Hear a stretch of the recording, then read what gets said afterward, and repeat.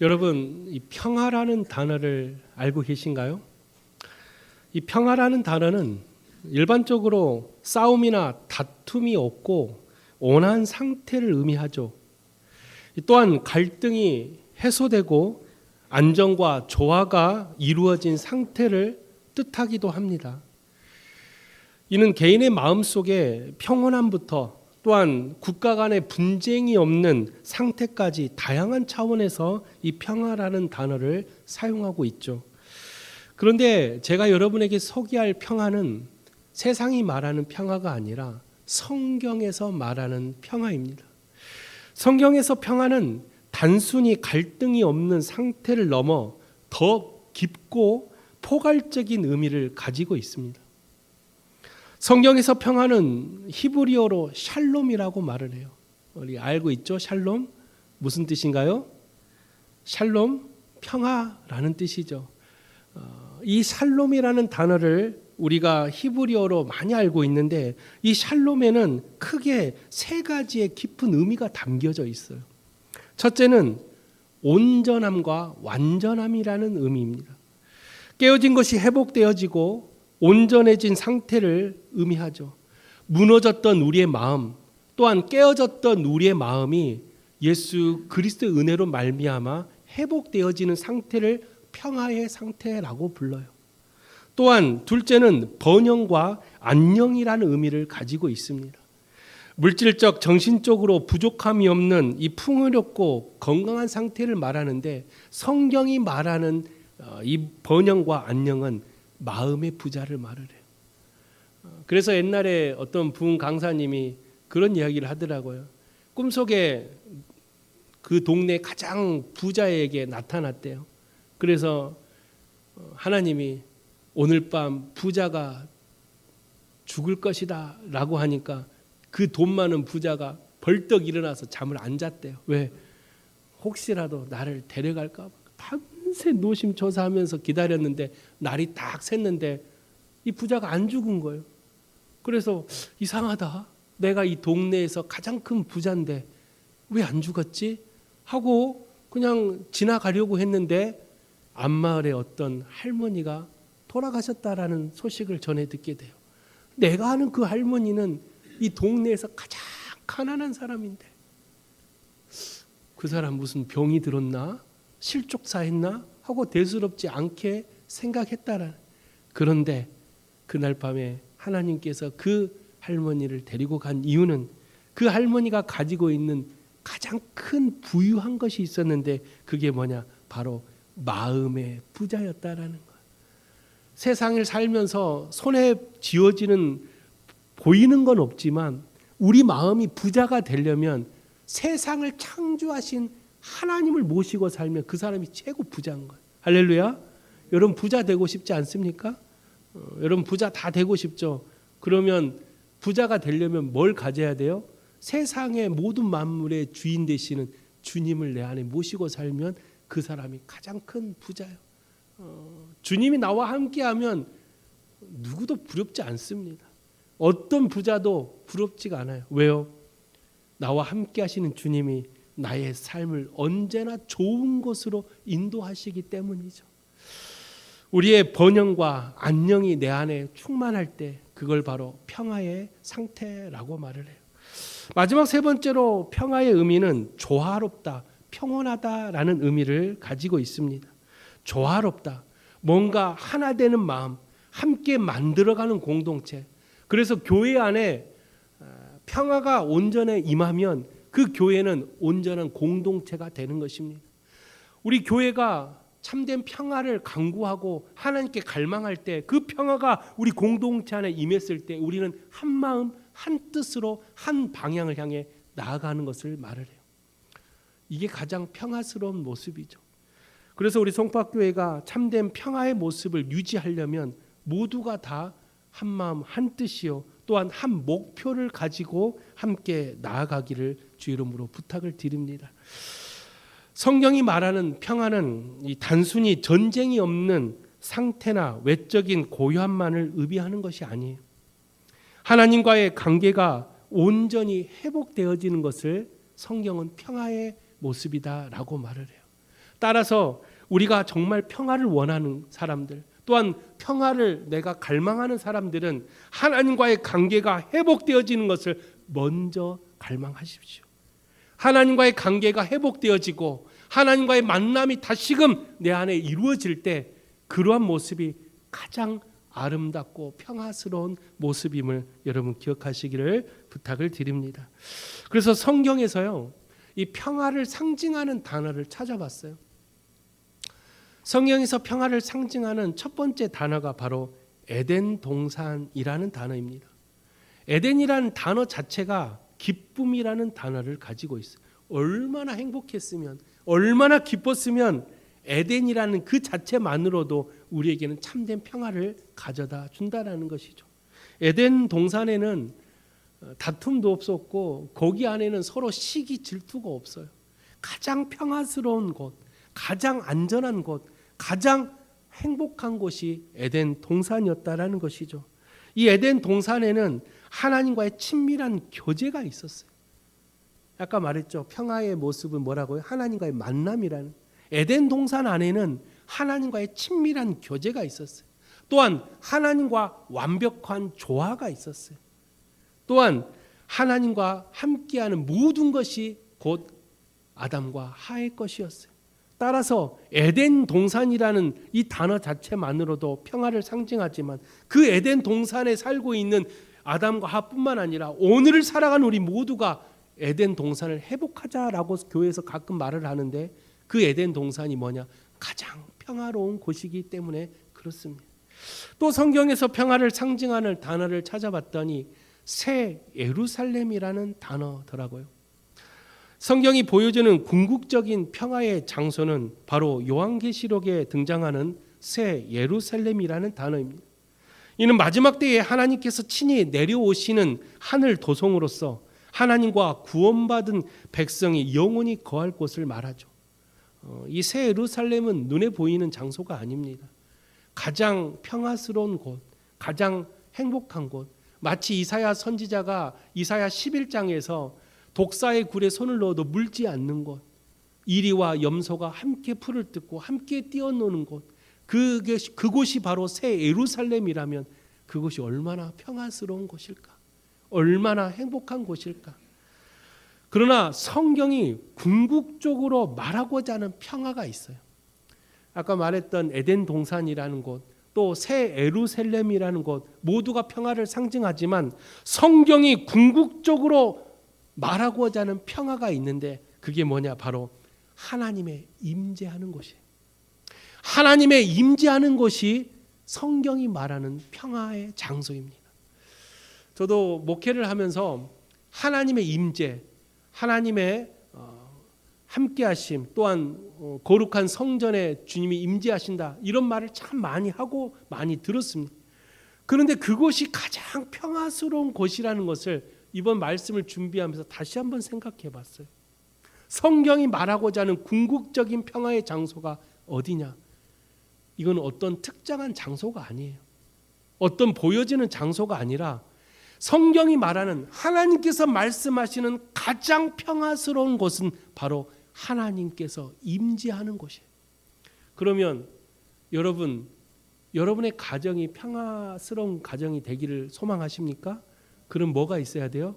하나님의 임재가 있어야 돼요. 우리 교회가 가장 평화스러운 곳이 되기를 원하십니까? 그러면 하나님의 임재가 있어야 돼요.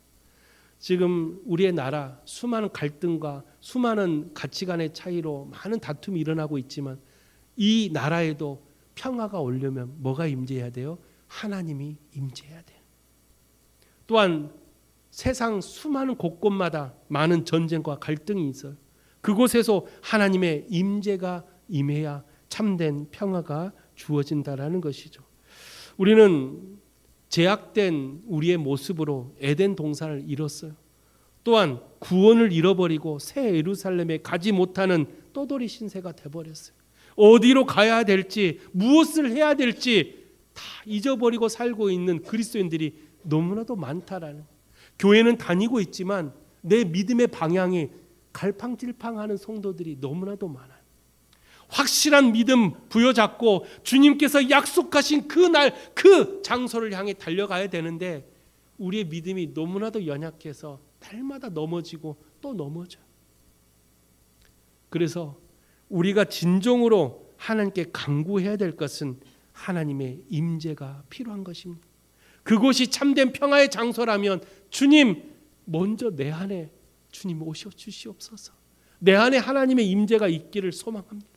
내 안에 참된 평화가 있기를 소망합니다. 그런 믿음으로, 그런 나의 갈망한 마음으로 하나님께 부르짖는다면 여러분 마음속에 세상이 주지 못하는 참된 평안함이 여러분 마음속에 임할 것을 믿으시기를 주 이름으로 부탁을 드립니다. 사랑하는 성도 여러분, 우리는 지금 평화가 필요해요. 우리가 옛날 어르신들이 마음속에 뭔가 불편함이 찾아오면 사투리로 뭐라 그래요? 속 시끄럽다 그래요. 뭔가 마음에 전쟁이 일어났다라는 것이죠. 표현하지 않아도 어떤 사람과의 관계가 깨지면 그 사람 만날 때마다 내 마음에 전쟁이 일어나요. 어떤 전쟁이 일어나요? 분노와 시기와 저 사람을 미워하는 마음들이 나도 모르는 사이에 마음속에 막 차고 일어나요. 이러한 마음의 수많은 전쟁에 뭐가 필요해요? 평화가 필요한 거예요. 이 평화가 내 안에 온전히 임해야 내가 어디를 가든 무엇을 하든 내가 온전히 하나님을 바라볼 수 있는 거예요. 여러분 신앙생활도요, 내 마음이 평화가 찾아올 때 더 깊숙이 들어갈 수 있어요. 분주한 마음, 뭔가 마음속에 풀리지 않는 그런 문제를 가지고 하나님 앞에 나오면요, 예배가 온전히 드려지지 않습니다. 그래서 성경은 예배를 드리러 올 때 이웃과의 다툼이 있으면 예배를 드리기 오기 전에 먼저 이웃과의 관계를 회복하고 하나님께 예배를 드리라고 말해요. 왜요? 내가 그런 마음속에 불편한 마음, 분노하는 마음, 시기와 질투와 분노하는 마음으로 하나님 전에 앉아서 예배를 드릴 때 그 예배를 하나님 받지 않는다라는 거예요. 내 마음에 참된 평화가 와야 돼요. 내 마음에 참된 평안함으로 하나님 이 시간 나를 만나달라고, 그런 마음으로 하나님께 나아갈 때 우리 안에 하나님은 임재하신다라는 것입니다. 우리 송파교회 모든 성도들이 세상을 살면서 마음속에 여러 가지 분열과 다툼, 수많은 분노와 시기와 질투가 일어날 때 제일 먼저 주님 내 마음에 평화를 달라고, 내가 먼저 내 마음의 평화를 가지고 하나님께 나아가게 해달라고 그렇게 부르짖는다면 어느 순간 여러분 마음속에 고요한 평화가 찾아올 것입니다. 부부싸움도 똑같아요. 부부싸움도 해결하려면 평화가 와야 돼요. 근데 그 평화가 일방적인 평화가 되어서는 안 됩니다. 세상의 이치가 다 똑같아요. 어디를 가더라도 내가 원하는 평화가 아니라 함께 만들어가는 평화가 돼야 돼요. 저 사람은 아직도 화가 나 있는데 나는 풀렸어. 우리 이제 악수하자. 이건 평화가 아닙니다. 진짜 평화는 함께 만들어가는 평화가 돼야 돼요. 따라서 가치관의 차이, 이념 간의 갈등, 수많은 반목되어지는 이런 악한 순환을 깨어 부술 수 있는 것은 내가 먼저 그 사람에게 손을 내미는 거예요. 진짜 평화는 언제 오는지 아십니까? 내가 먼저 낮아질 때, 내가 먼저 손해볼 때, 내가 먼저 그 사람한테 고개를 숙일 때 평화가 찾아와요. 우리는 그렇지 않잖아요. 저 사람이 나한테 와서 고개를 숙이면 내가 조금 마음이 풀려질 것 같은데, 저 사람이 나한테 잘못했다고 용서를 구하면 내가 한풀 꺾일 것 같은데, 우리는 그런 착각 속에 살아요. 근데 그건 평화가 아닙니다. 진짜 평화는 내가 먼저 손 내미는 거예요. 이러한 평화를 한번 경험해 보시기를 바랍니다. 그런 평화를 여러분 마음속에 품고 살아간다면 여러분이 가는 어느 곳이든 그곳은 가장 아름다운 공동체가 될 것입니다. 여러분이 누구를 만나든 여러분이 그런 마음으로 평화를 전한다면 여러분을 만나는 사람들 얼굴에는 언제든지 환한 미소가 넘치게 될 것입니다. 저는 우리 송파교회 성도들이 평화를 가지고 평화를 전하는 사람들이 되시기를 부탁을 드립니다. 그래서 이 힘들고 어려운 세상, 하루하루 살기도 너무 어려운 이 세상에 참된 평화를 가지고 세상을 향해 나아가는 우리 송파교회 모든 성도님들이 되시기를 주님의 이름으로 축원드립니다. 오늘 본문의 말씀은 미가서입니다. 미가서는 기원전 8세기 후반에 기록된 예언서이죠. 이 시기는 정치적으로 사회적으로 매우 혼란스러웠던 시기예요. 왜냐하면 북이스라엘은 아수르라는 나라로 멸망을 당했어요. 이 아수르의 위협이 남유다까지 임하기 시작합니다. 그래서 남유다 백성들은 그 아수르의 위협 속에 매일 두려워 떨며 살아요. 그런데 더 큰 문제가 있어요. 이런 주변의 나라의 위협과 반대로 그 나라 안에는 너무나도 많은 부패와 불의와 우상 숭배와 특히 지도자들의 타락이 그 시기에 가장 팽배했다라는 거예요. 그러니까 남유다 백성들이 착각하고 있는 거예요. 아수르가 우리나라 쳐들어오면 우리 끝나. 아니에요. 지금 더 큰 문제는 그들 안에 있는 평화가 깨졌다라는 거예요. 하나님을 잃어버리고 수많은 사람들의 갈등과 반목과 지도자들의 타락과 우상 숭배로 인해서 내부적으로 이미 평화가 깨졌다라는 것을 그들은 알지 못했어요. 그저 외부로부터 그 침략을 막아달라고 하나님께 부르짖고 있었던 그들에게 하나님은 미가라는 선지자를 보내서 그들에게 깨닫는 말씀을 주셨다라는. 그래서 미가 선지자는 남유다 백성들에게 하나님은 평화의 하나님이다. 너희들 마음속에 있는 모든 평화를 다시 회복시켜라 라고 미가 선지자는 그들에게 그렇게 말씀하십니다. 그래서 오늘 우리가 읽었던 미가서 4장은요, 하나님께서 이 남유다 백성들의 깨어졌던 마음의 평화를 다시 회복시켜주는 두 가지의 방법을 전해주는 말씀이에요. 이 두 가지의 말씀이 오늘 예배를 드리시는 우리 성도님들에게 동일하게 임하기를 주 이름으로 부탁을 드립니다. 첫 번째로 우리가 참된 평화를 누리기 위해서는 오늘 본문의 2절에 뭐라고 말해요? 어디로 올라가자고요? 야곱의 하나님의 전으로 올라가자라고 말을 해요. 우리가 참된 평화를 누리기 위해서는 첫 번째로 하나님의 전으로 나아가야 한다라는 것이죠. 오늘 본문 1절입니다. 1절에 보면 이렇게 말하죠. 끝날에 이르러는 여호와의 전의 산이 산들의 꼭대기에 굳게 서며 작은 산들 위에 뛰어나고 민족들이 그리로 몰려갈 것이라. 이 미가 선지자는 마지막 날이 되면 여호와의 전이 산들의 꼭대기에 굳게 서고 모든 민족이 그곳으로 몰려올 것이라고 예언합니다. 여기서 끝날이라는 단어는 궁극적으로 그리스도께서 다시 오실 재림을 상징하지만 동시에 초림의 예수께서 오셔서 마지막 완성된 하나님 나라를 걸어가는 전 과정을 포함하기도 합니다. 그래서 신학적으로 이 여호와의 전이라는 이 말씀을 찾아봤는데요. 물리적인 성전을 말하는 게 아니더라고요. 여호와의 전은 말 그대로 예수 그리스도를 통한 하나님의 성전이었어요. 바울 사도가 고린도전서 3장에 보면 우리 모두가 다 하나님의 성전인 것을 잊었느냐라고 말을 해요. 그러면 우리가 하나님의 성전이라면 우리 안에 뭐가 임재해야 돼요? 하나님이 반드시 임재해야 돼요. 왜냐? 교회라고 해서 다 교회가 아니에요. 요즘은 십자가를 버젓이 걸어놓고 교회인 척하는 교회가 너무나도 많습니다. 이단의 교회들이 얼마나 우리 주변에 많습니다. 다 같은 교회라고 해서 다 교회가 아니에요. 진짜 교회는 하나님의 임재가 있어야 되는 곳이 바로 교회입니다. 하나님의 말씀이 살아있고 하나님의 임재가 있는 곳이 진정한 교회라는 것이죠. 그래서 구약 이스라엘 백성들이 출애굽했을 때 그들에게 장막을 치고 항상 그곳에 뭐가 임재했어요? 구름 기둥이 그곳에 멈췄어요. 그 구름이 뭘 상징해요? 하나님의 임재를 상징하는. 구름이 거쳐서 움직이면 장막을 걷어서 다시 움직였어요. 왜? 하나님의 임재가 있는 곳이 하나님의 성전이라면 아무리 멋있게 천막을 치고 장막을 쳤어도 그곳에 구름이 있지 않으면 그곳은 성전이 아닌 거예요. 장막이 아닌 거예요.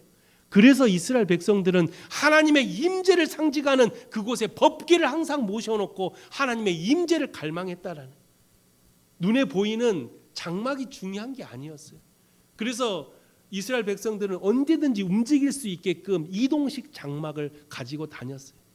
정말로 장막이 소중했으면 벽돌로 짓고 화려한 금붙이로 보석으로 지었으면 얼마나 그들이 성전 안에서 더 누릴 수 있었지 않겠습니까? 그런데 그들이 진정으로 원했던 것은 눈에 보이는 성전이 아니라 하나님의 임재를 더 갈망했다는, 오늘을 살아가는 우리 그리스도인들에게도 진정한 성전, 바울 사도가 너희가 하나님의 성전인 것을 잊었느냐라고 말했다면, 우리가 진짜 하나님의 성전이 되려면 그곳에 하나님의 임재가 있어야 돼요. 겉으로만 그리스도인, 겉으로만 교회 다니는 성도, 아니요. 내 안에 예수가 없으면 진짜 그리스도인이 아닙니다. 내 안에 예수가 없으면 우리는 하나님의 성전이 될 수가 없어요. 우리 모두가 진짜 교회가 되려면, 진짜 성전이 되려면 내 안에 예수 그리스도가 온전히 임하는 그런 여러분 되시기를 주 이름으로 부탁을 드립니다. 이 본문 1절에 마지막 그날에 여호와의 전이 산들, 모든 산들 위에 굳게 선대요. 제가 이 말씀을 준비하면서 그런 생각이 딱 들더라고요. 아, 우리가 지금 섬기고 있는 이 교회가 지금은 볼품없다 할지라도, 지금은 세상 사람들에게 외면받고 많은 젊은 친구들이 교회를 떠나가고 있다 할지라도, 마지막 그때가 되면 이 교회가 세상의 중심이 된대요. 세상의 중심이 돼서 모든 민족이 다시 교회로 돌아온다라는 거예요. 그렇게 생각해 보니까, 아, 내가 다니고 있는 교회를 지켜야 되겠다. 이 교회를 끝까지 지켜야 되겠다. 특히 우리 자녀들, 또 젊은 친구들에게 교회의 이 소중함을 다시금 일깨워 줘야 되겠다라는 생각이 들더라고요. 그냥 교회 나와, 교회 좀 다녀, 그게 아니라 교회가 왜 우리가 지켜야 되고, 왜 우리가 다녀야 되고, 왜 우리가 섬겨야 되는지 교회의 중요성을 다시금 우리 아이들에게 가르쳐 줘야 된다라는 것이죠. 엄마 아빠가 다녔으니까 너희들도 다녀, 그게 아니에요. 교회가 우리가 지켜야 될 사명자입니다. 우리는 이 마지막 시대에 이 교회를 사수해야 될 사명자예요. 그러면 질문이 있죠. 교회를 왜 지켜야 돼요? 바로 마지막 그날이 되면 이 교회가 세상의 중심이 된대요. 그래서 모든 민족이 교회로 다시 돌아온다라는 거예요. 그런 생각을 하니까, 야, 지금 볼품없고 세상 사람들이 맨날 교회 욕하고 수많은 사람들이 교회를 떠나가고 있는 이런 교회일지라도, 볼품없는 교회일지라도 이거 끝까지 지켜야 되겠다. 단 한 사람이 남을지라도 교회를 끝까지 지킬 때 마지막 그날이 되면 이 교회가 세상의 중심이 된다라는, 할렐루야. 여러분이 다니는 교회가 그런 교회예요. 저기 쓰레기장 난지천에 천막 하나 치고 있는 교회도 하나님께서 세우신 교회라면, 그곳에 하나님이 임재하는 교회라면 그 교회도 세상의 중심이 될 수 있다라는 거예요. 눈에 보이는 교회가 아니라, 눈에 보이는 화려한 건물이 아니라 하나님이 임재하는 곳이 교회라면 마지막 그때가 되면 그 임재하는 곳이 수많은 사람들이 다시 몰려오는 세상의 중심이 된다는, 이런 생각을 하니까, 야, 이 교회 절대 떠나서는 안 되겠다. 우리 자녀들, 젊은 친구들에게 정말 이 교회를 끝까지 사수하라고. 부모는 나이가 먹어 이제 하나님 곁으로 가지만 너희들에게 이 교회를 끝까지 지켜달라고, 이 교회를 끝까지 사수해달라고 사명자로서 우리 자녀들에게 다시금 손을 잡고 울며 기도해야 된다라는 것이죠. 사랑하는 송파교회 성도 여러분, 하나님 임재하는 것이 진짜 하나님의 성전이라면 꼭 눈에 보이는 건물이 아니더라도 여러분의 마음이 성전이 되시기를 소망을 드립니다. 여러분의 가정이 하나님 임재하는 성전이 되기를 소망합니다. 우리가 섬기고 우리가 다니는 이 교회가 하나님이 임재하여 우리가 끝까지 지켜 마지막 그때 세상의 중심이 되는 우리 송파교회가 되기를 주의 이름으로 부탁을 드립니다. 두 번째로, 우리가 참된 평화를 누리기 위해서는 칼을 쳐서 보습을 만들고 창을 쳐서 낫을 만들어야 합니다. 이 말씀을 1차적인 의미로 보면 칼과 창은 전쟁의 도구죠.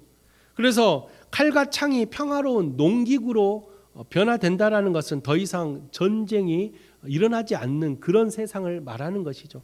그런데 오늘 미가서에 나오는 칼을 쳐서 보습을 만들고 창을 쳐서 낫을 만든다라는 이 말씀에 깊은 복음적인 의미가 담겨져 있어요. 이 말씀을 자세히 들여다보면 이 창과 칼이 말하는 이 세상이 말하는 전쟁의 도구가 과연 무엇일까요? 바로 우리가 내뱉는 말과 행동이에요. 우리는 칼과 창을 다 가지고 있어요. 때로는 이 칼과 창으로 다른 사람을 죽이기도 합니다. 다른 사람들 마음속에 상처를 줄 때가 있어요. 제가 말씀을 준비하면서 상대방에게 늘 상처를 주는 사람은 얼마나 큰 칼을 가지고 있을까? 얼마나 큰 창을 가지고 있을까? 그 칼과 창을 빨리 보습과 낫으로 만들어야 할 텐데, 우리가 내 안에 칼과 창이 있다고 느껴지는 사람이 있다면 여러분 그 칼과 창을 보습과 낫으로 만들기를 주 이름으로 부탁을 드립니다. 그런데 우리 힘으로 할 수 없어요. 우리는 대장장이가 아니기 때문에 그렇습니다. 우리의 대장장이신 예수님께서 우리 안에 있는 칼과 창을 보습과 낫으로 만들어 준다라는 것이죠. 예수님께서 이 칼과 창을 보습과 낫으로 만들었던 두 가지의 모습이 있어요. 첫째가 바로 예수님의 십자가 사건이. 이 십자가 사건이 세상에 수많은 칼과 창을 가지고 살고 있었던 사람들에게 더 이상 이 칼과 창은 필요가 없구나. 이 칼과 창이 세상을 바꾸는 게 아니구나. 저 십자가의 희생과 헌신과 사랑이 이 칼과 창을 바꿀 수 있는 유일한 방법이구나 라고 예수님이 직접 몸소 보여줬다는. 그래서 예수님께서 잡히시던 날에 그의 수지자였던 베드로가 뭘 들었어요? 칼을 들었죠. 왜요? 예수님을 지키려고. 그게 베드로가 할 수 있었던 최선의 방법이었어요. 그런데 그때 예수님이 뭐라고 말을 해요?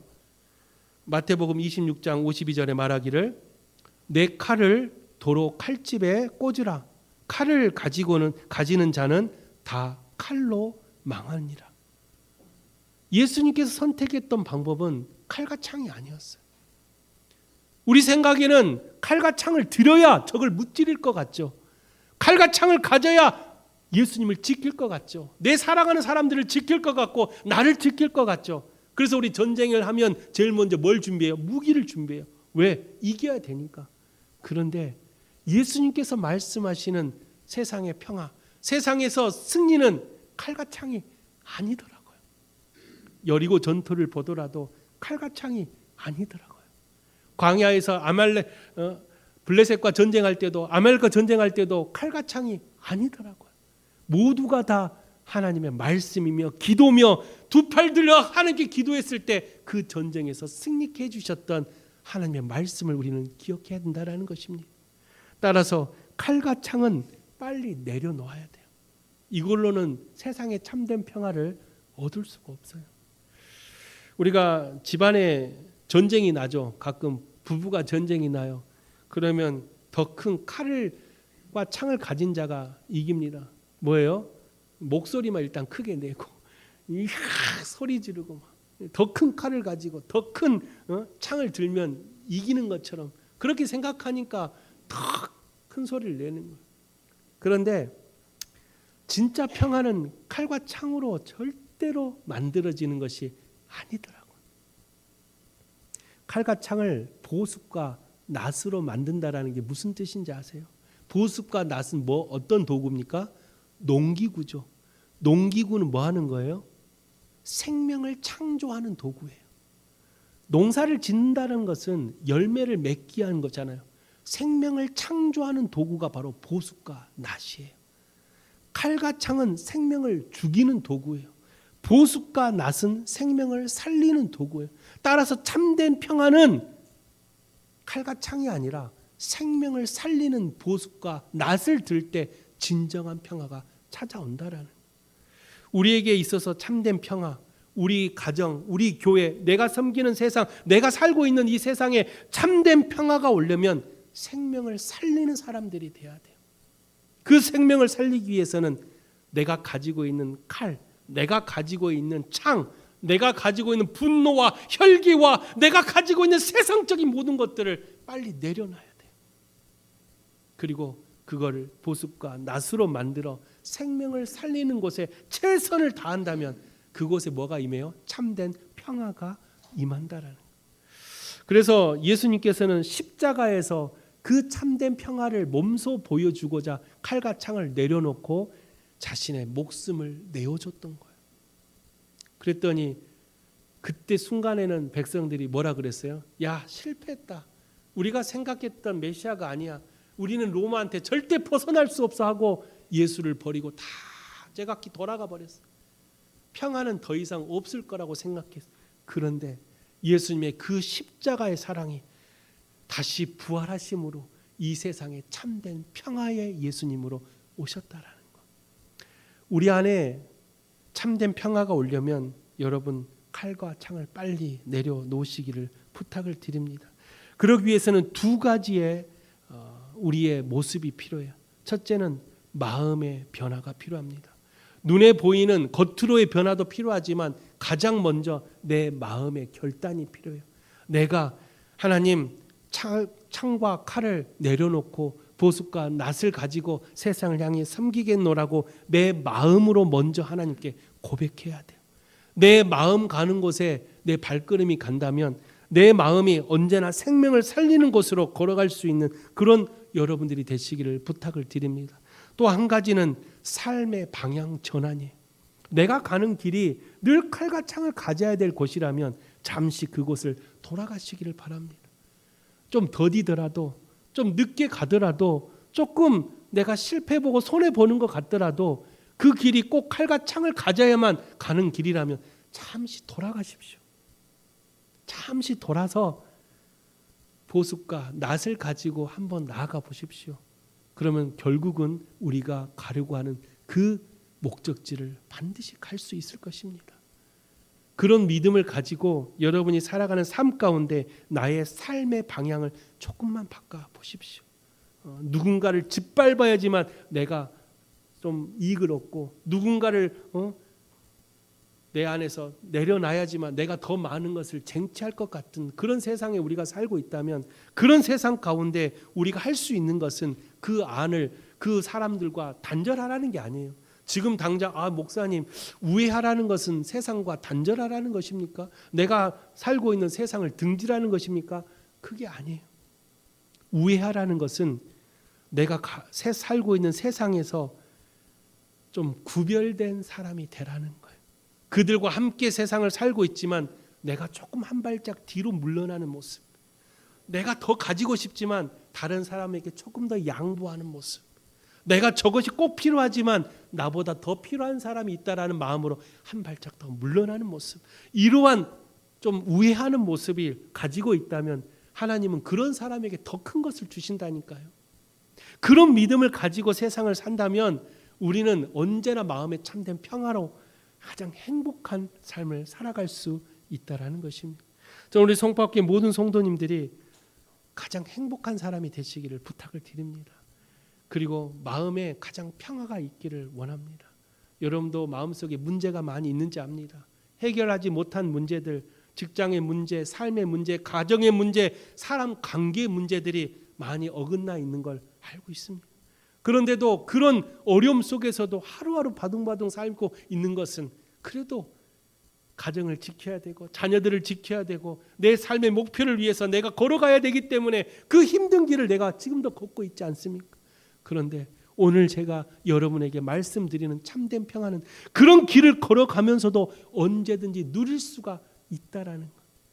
그 길을 걸어갈 때 여러분 마음속에 예수 그리스도와 함께 하십시오. 그리고 그리스도의 향기 나는 삶으로 좀 우애하는 삶을 사십시오. 그러면 세상을 살고 있는 그 길을 걸어가면서도 여러분은 참된 평화를 경험할 수 있을 것입니다. 저는 우리 성법계 모두가 마지막 그날까지 이 교회를 사수하시고 여러분의 삶 가운데 참된 평화를 누리기 위해서 칼과 창을 내려놓는 우리 사랑하는 모든 송파교회 성도들이 되시기를 주님의 이름으로 축원드립니다. 기도하겠습니다. 거룩하신 성령 하나님, 우리는 지금 평화가 필요합니다.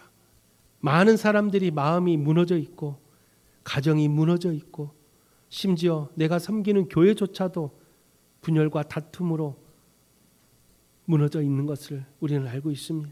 또한 내가 살고 있는 세상도 수많은 반목과 이념 차이로 인해 무너지고 또 무너지고 있습니다. 주님, 우리에겐 평화가 필요합니다. 주여, 그 평화가 우리 성도들 마음속에, 그들의 가정 속에, 우리가 섬기는 교회 가운데, 우리가 살아가는 세상 가운데 온전히 임하기 위해서는 먼저 내가 예수 그리스도와 함께하는 삶을 살며 내가 누군가에게 있어 생명을 살리는 사람이 되며 우회적인 삶을 살더라도 누군가에게 한 발 양보할 수 있는, 손 내밀 수 있는 우리 그런 송파교회 모든 성도들이 될 수 있도록 주님 역사하여 주시옵소서. 그리하여 참된 평화를 경험하고 다시 오실 예수 그리스도를 기다리는 가장 아름답고 행복한 우리 모든 송파교회 성도 되기를 간절히 바라오며 살아계신 예수 그리스도 이름으로 기도하옵나이다. 아멘.